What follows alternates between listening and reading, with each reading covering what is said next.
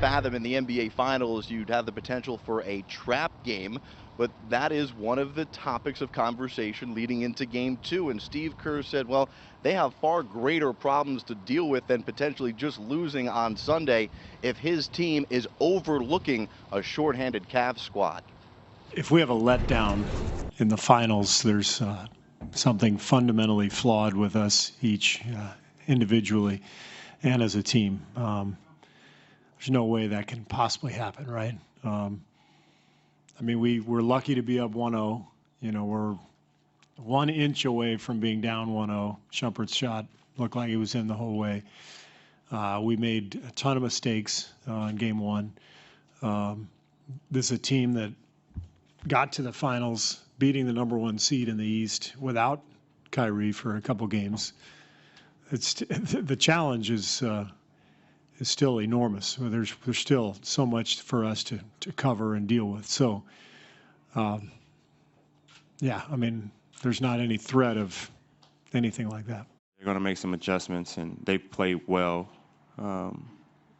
with Dellavedova in there in the Chicago and in the Atlanta series. So he's going to find a rhythm because he's going to be in the game more. So he's made some huge shots for them. So we're going to make some adjustments, and we're going to be prepared. We're not going to lay down for it just because they're great players out. Cliches, are you buying it? I am buying it to an extent. I believe that as a coach, you need to be concerned about making sure your team hears your message. And the message for tomorrow is you can't take this team lightly. They're still a great basketball team.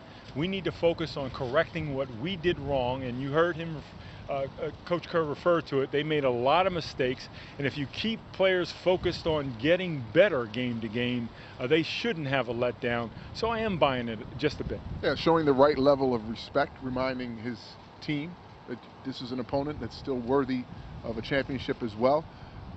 I like the chances of them winning Game 2 still, because they've been consistent all year at what they've done, both ends of the floor. If they go out and repeat that here at home, they pretty much have a chance of solidifying what might be their first championship in 40 years. What did you sense from being in the building for Game 1? It's known as, if not the best, one of the best atmospheres in basketball. How did you feel?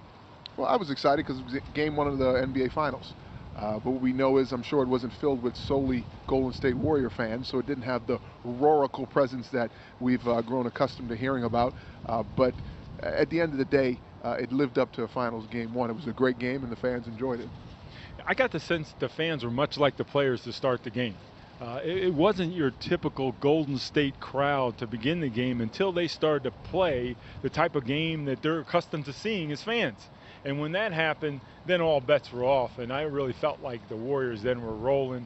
They got into their style of play, ended up being lucky enough to go into overtime. But after that, you know, they played the way that they were capable, and the fans were roaring as they were capable. Well done there, Stu. I see what you did.